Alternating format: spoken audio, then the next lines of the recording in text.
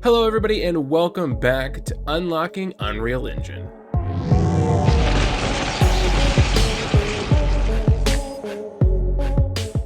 It's been a minute. If you remember, last time we went ahead and we learned about event dispatchers and specifically tying things to a switch. But of course, it doesn't have to be a switch. It could be any event that gets bound to something and then it has its own definition on what to do. However, something that we don't have is we don't have a reticle on the screen, which means looking at certain things can be difficult. Right now, we have very easy things like, for example, this giant chair or this door. However, what if we had a nice little prompt that would pop up that says, hey, you're looking at something, and then maybe a reticle to help them see where the center of the screen is. To do this, we're going to first have to learn about the HUD. The HUD is lit. God, please. To do this, we first have to learn about the HUD.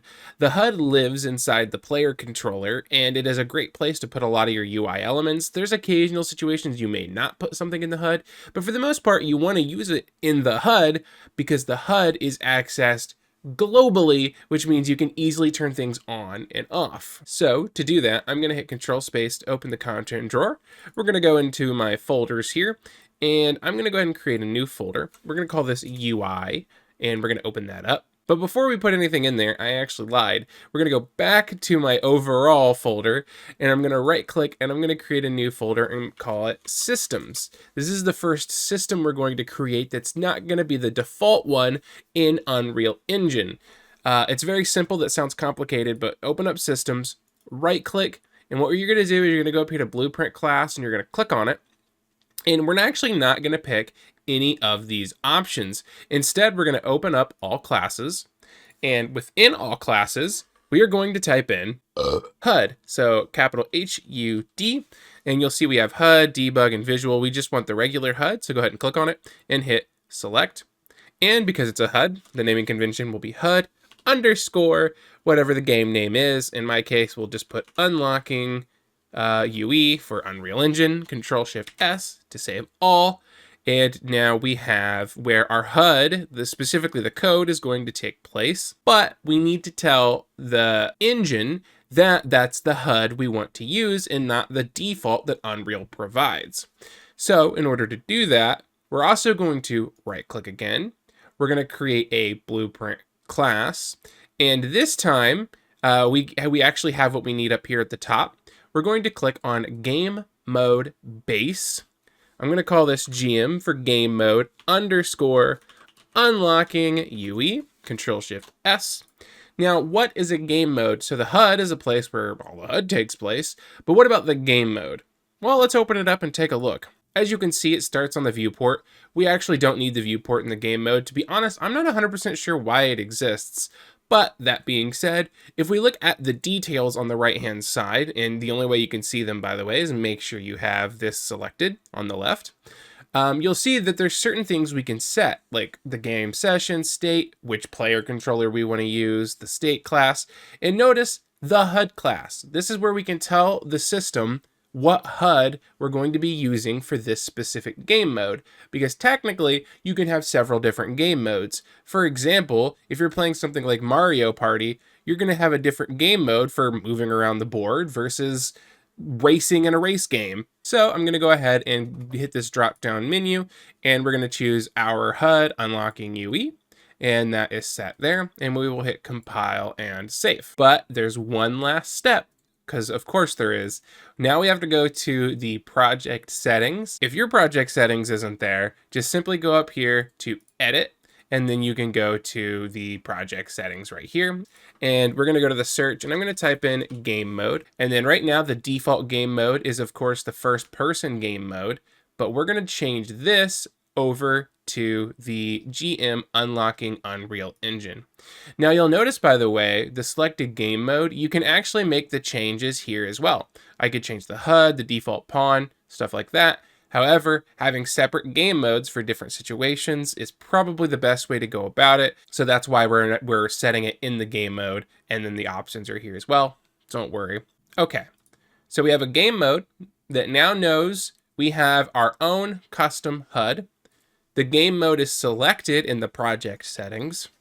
So now when we hit Control Space, we're going to go over to our .bp's folder. I'm going to go into UI, and I'm going to right click, and you'll notice that we have an option for user interface. We're going to make a widget blueprint. We don't need to select any of the classes here. We're just going to go ahead and click on user widget. And the naming convention for this is simply W for widget. And I'm going to do widget underscore main canvas. Now, the thing is, whenever you're creating widgets, you typically only want to have one canvas, and then you'll add and remove things to that canvas. If that sounds complicated right now, don't worry. It will be simple for now. Don't worry. So what we're going to do is we're actually going to open up our main canvas here. And it looks a lot kind of like the event graph on a normal blueprint. But this is actually, in a way, the viewpoint, the viewport for our widget. Now at the top right, you'll see that we have screen size. So if you want to go ahead and set a specific screen size, you can. I'm not going to. By default, it's already set up to, as you can see at the bottom left here, 1280 by 720, 16 by 9. Honestly, these first two numbers aren't going to be a big deal for what we're doing. Now, obviously, you can change this to see what your UI is going to look like on different monitors, different screens. The main thing I'm concerned with just adding a reticle and maybe like a little pop-up that says, hey, press F to interact, is this 16 by 9, simply because that is the most common aspect ratio for monitors. 16 by 9, 16 by 10. There is a couple extra that get used, and you can mess with that. But we're not going to. I'm mostly telling you just so you have the information. And then next to the screen size is fill screen. Now for us, we're actually going to leave it on fill screen for the canvas specifically. So up here at the top left on the palette, I'm going to go ahead and type in canvas. As I said, that's basically all this widget's going to be. We're going to drag this out and place it, and we're going to hit compile and save. And now we have our main canvas. I'm going to leave this here. Also, notice, by the way, the canvas fills the entire screen. Now at the top right, clearly we have it set to fill screen, but canvases by default will fill the entire screen. You can see this is the same shape as a 16 by 9 monitor. So let's leave this open, and we'll create a separate widget and we'll add it to the canvas. So I'm going to hit Control Space. We have our canvas. Now I'm going to right click. I'm going to create, or go to the user interface. We're going to go to the widget blueprint. We're going to make a user widget. I'm going to do W underscore, and this time we'll just say, how do you spell reticle? Reticle. So R-E-T-I-C-L-E, I think. I'm going to check. Okay, that is correct. So now we're also going to open up the reticle here. And this time, instead of doing the fill screen, we're going to set this to desired. Actually, I'm going to, you keep yours on fill screen. Or you keep yours on desired. I'm going to keep mine on fill screen because I want to show you what it does. If I go over here and I type in image, because that's what we're going to do, is we're going to add an image. If I drag that out here, watch what happens. Boom! It takes up the entire screen. That's not what we want. What we want to do is go over here and set this to desired. And all of a sudden, you'll see that it is a much smaller box. Why is it a much smaller box? Well, because on the left, you'll see that we have the image selected, which means in the details panel, we're looking at the details for it. And if I open up the brush and the color and opacity here, specifically the image size, here we go, you'll see that we are set to 32 by 32. However, if I put this to fill screen, this is where things get confusing. Notice that we're still 32 by 32, but we're still filling the entire screen. So anytime you're not working specifically with the canvas or something that's intentionally meant to fill the entire screen, make sure we're going to desired, or you're going to get really weird results. Now, let's keep things clean. I'm going to change this from just image to image underscore reticle, like that. And that's a pretty big reticle, but for now, we're going to say that's good enough. We're going to hit compile and save, and we'll make adjustments in just a moment. So now we just have a 32 by 32 box as a widget. If we go back to the main canvas now, on our palette, we can actually start typing in the name of what we just created. So if I type in W underscore reticle like this, notice I can actually drag that onto the screen. And all of a sudden, now we have the reticle on the screen. However, notice that it looks really weird. It's not 32 by 32. There's a lot of reasons for this, but I'm trying to keep it as simple as possible with the least amount of tools as possible, and we'll start adding complexity as time goes on. But for now, Why is this not 32 by 32? Well, if you look, we have the reticle selected, but on the right-hand side, our size is 140. So if we take this, we make it 32 by 32, that is the widget we created, and it's not being warped. Now, see this big old sun looking thing up here at the top left? That is our anchors. What is an anchor? Basically, whenever something is anchored to a certain point, it will remain the same amount of pixels away from that anchor no matter how big the screen is. So, for example, if we take our anchors, which you can see with this selected, if I click this like middle dot one, it'll drop the anchor down to the left-hand side of the screen. What that's saying is if this left-hand side was to keep going and keep going, because this is anchored to the left middle, this will stay that many pixels away. So this will get dragged over with it as it starts getting pulled to the left. So what you're trying to do is anchor it to a position that makes sense for where it's located. So in this case, we're anchoring it to the center of the screen. So the best way to do that is to click on this little middle one here, and it'll put the anchor in the dead center. However, you'll notice the dead center and where our reticle currently is not correct. So what we're going to do is, you see how we have position -12 and position 23? Let's set these to 0, 0.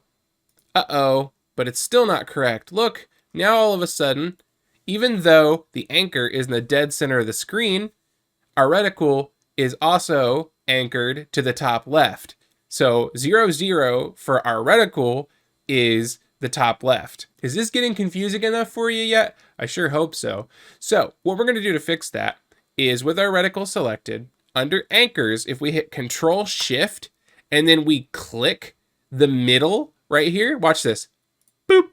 There. It is now perfectly centered, and our anchor within the reticle is the center, and the anchor compared to the monitor is also the center, meaning that no matter what, the reticle will now be in the very center of the canvas. We're going to hit compile and save. Now, obviously that reticle is pretty big. If we were to go show you it, which by the way, it's not going to work. If I hit play, oh God, it didn't work. It's because we're not actually adding it to the screen yet. So we got to get it to pop up. So in order to do that, we need to hit Control Space. And now what we need to do is we actually need to go into Systems and actually open up that HUD that we created that we're now using. And we don't care about the viewport. We're going to go straight into the event graph. And we need to do a couple things. Let's go ahead and create a custom event that creates the canvas and the reticle. And then we'll create a couple of custom events that can add them or remove them from the screen.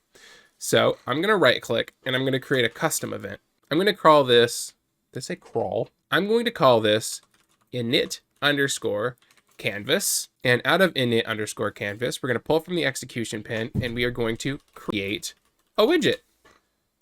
And you'll see we get to select a class. So the class we're going to select is going to be the main canvas that we created. And then so we can reference this widget and not recreate it every single time, because disclaimer, every time you create a widget, if you haven't actually deleted it from memory, it's going to stay there. So if you create the widget 20 times, it exists 20 times in memory.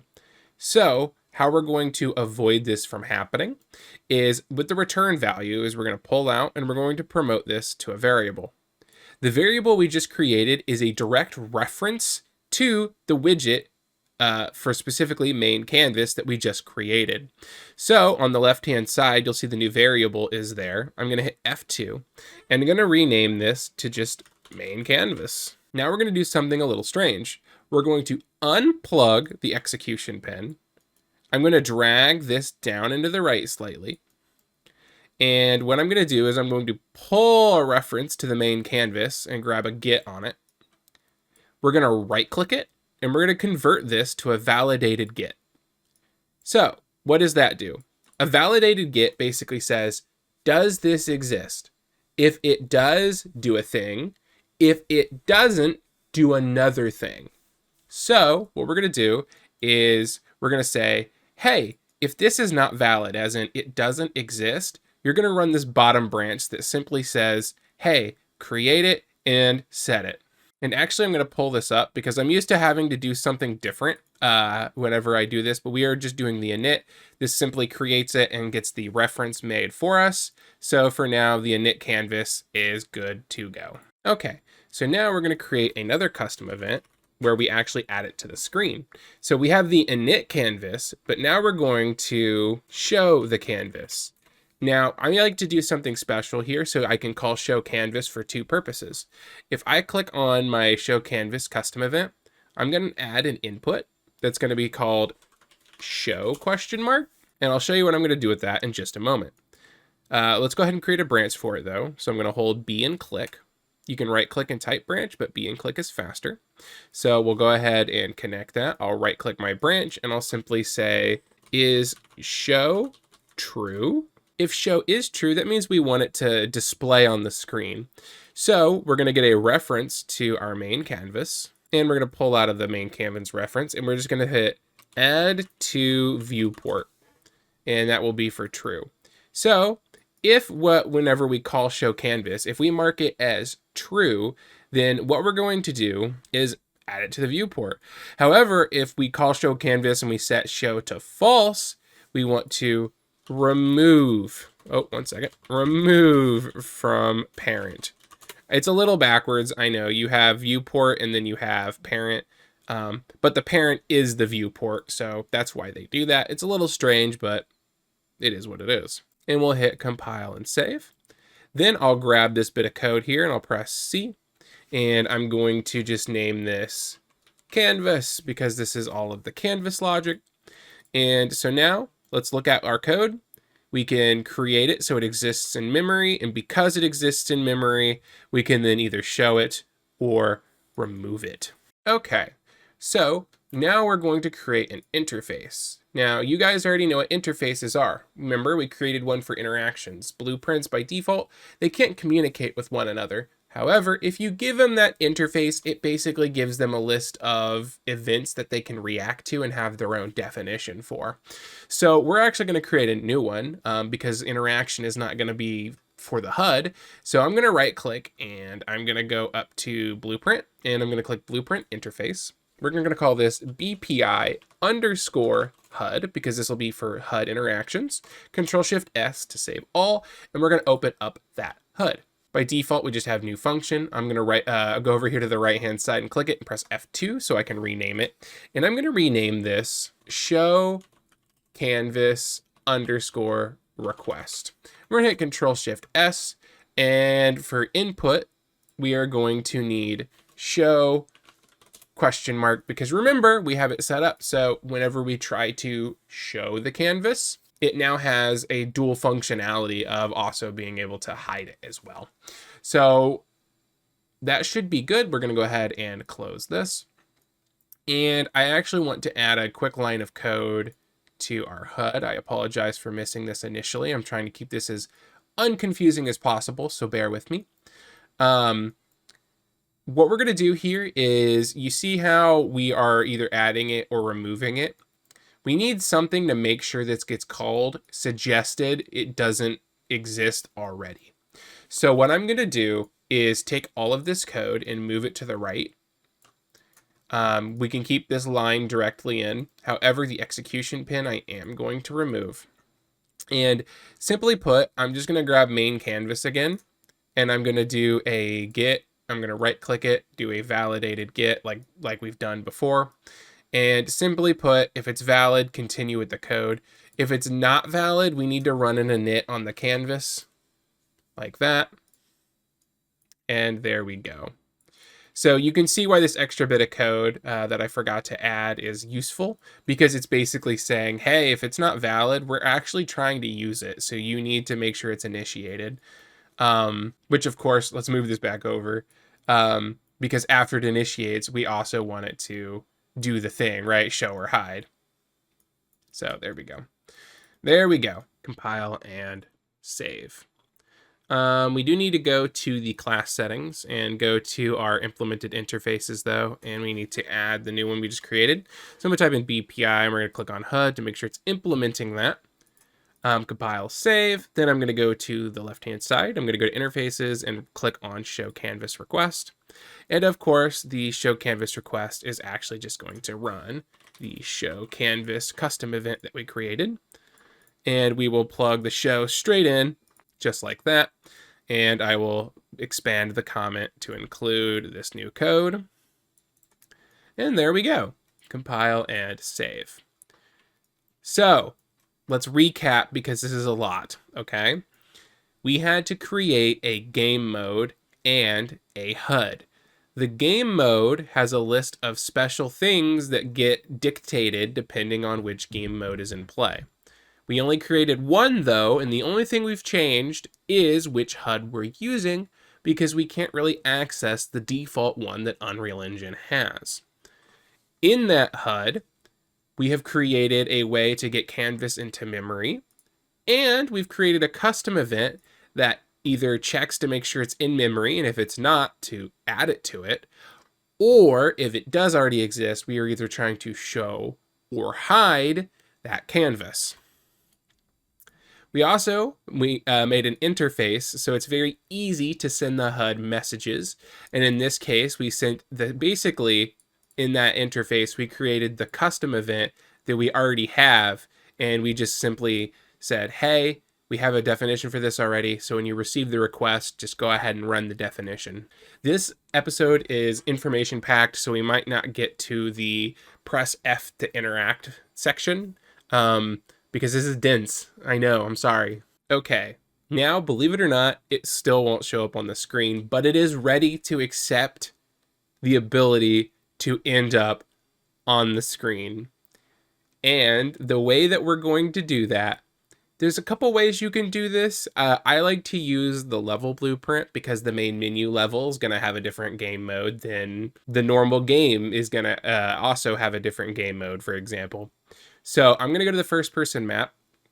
We've used the level blueprint before. I'm going to click on this little grid thing, and I'm going to open the level blueprint. You'll remember this is where we bound a whole bunch of stuffs to event dispatchers. I'm going to go ahead and right-click, and I'm going to create a custom event that just says Prepare UI. And the reason I call it Prepare UI is because each level is going to have different elements that need to be activated and deactivated. In this case, we just have the canvas, and we want it to show up on screen. So we're going to right-click. We're going to get player controller, because as I said, remember the HUD exists within the player controller. With the player controller, I'm going to pull out and get the HUD. Now you'll notice this is just labeled HUD. That's because this is a generic call. Whenever something is a generic call, it's saying I don't care what HUD is receiving this, I just know I'm handing it to a HUD. So for example, if I was to pull out here, I can't call a custom event that we've created because this is a very specific HUD that has init canvas in it. Whereas this being a generic call, it doesn't know what HUD it's handing it to, so it can't run anything. As you can see, it's like I don't know what HUD I'm handing it to, so I can't promise you that I can even do the thing that you're supposedly looking for. I hope that makes sense. But that's why we have the interface. So out of the execution pin, I'm simply going to type in show canvas, and you'll see that we have the request, and then in parentheses message. We'll click on that. And of course, the target is going to be the HUD. And the reason you can send an interface to a generic call, not a specific call, is because an interface message can go to anything. It's just whether or not it has a definition for it. I hope that makes sense. So we're going to send the HUD a show canvas request, and we are specifically going to want to show it. Now, there are instances, by the way, where you don't want all your HUD to just show up immediately. That's when you would probably create additional interface messages that are just there to say, hey, I need you to initiate this, this, and this so it's in memory. So that way when we call it, we can open and close it. Like imagine you're playing an MMORPG or just an RPG in general. You open your inventory, you close your inventory. But when the game starts, typically your inventory is not open already. So that'd be a situation where you need it initialized, but it doesn't need to be on screen. However, again, we just have the canvas, show canvas request, which in our case, we are trying to show it.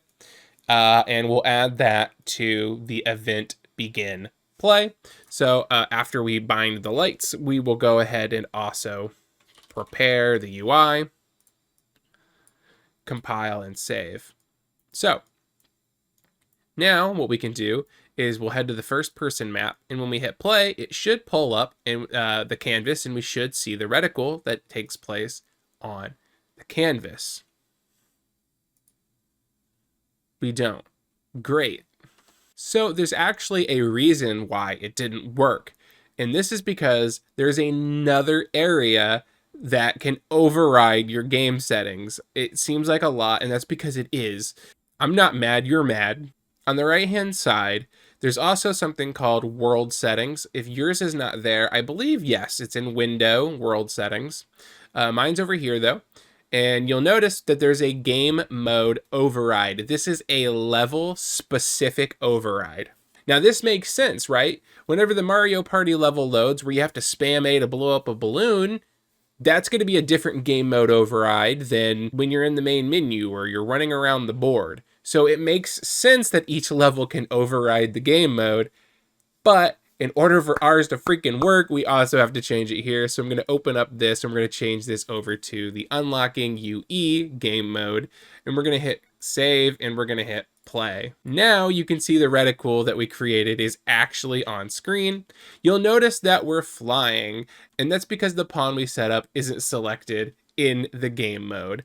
So in the game mode, you'll see it just says default pawn. This needs to be BP first person character. Dear Lord. And we're going to go ahead and hit Control-Shift-S and play. And now we're actually playing our character, but notice it's not receiving inputs. Holy hell. It's like, I'm not even trying to be lazy about it. I know how to explain this. I know what's going on. The frustrating part is it's becoming more confusing for you by the second. I'm trying. Blame Unreal Engine. In order to get the controls to work, we have to take the BP player controller class and set this to the first person player controller. I'm making sure none of these have another first person specific thing. They don't, thank the Lord. Hit save, hit play, and you know what? Now you can walk around and look and stuff. You got a reticle. I did it. Oh my God, dude. Holy hell. Okay. I hope you were able to follow why all this was working the way it was. The main thing here, okay, is specifically how to initiate something for the HUD, as in get it into memory, create it, and make it a variable, right? Then, using that variable, we can display or not display it, as in add to viewport or remove from parent. As for creating widgets, I'm not very good at it. That's why our reticle is going to be a square and why we're just going to use a canvas for now. I do want to get better at it, and we will expand on UI elements as this goes on. But for now, you can see it's a little big. You know how to change the size, though. We covered that. Back on page 3427 in this one episode, we discussed the size of the reticle. But no, seriously, I love all you guys. Thank you so much for, putting the effort in, learning how to do this stuff, and not just having things handed to you. You guys are great. I appreciate everyone that uses critical thought. And thank you for being patient with me as we moved into 2025. The start of my year has been a nuclear bomb, and I'm not about to go into it. Just understand life sucks ass, and I'm trying. But seriously, like, comment, subscribe. Got a Patreon down below and all that. I'll see you guys in the next one.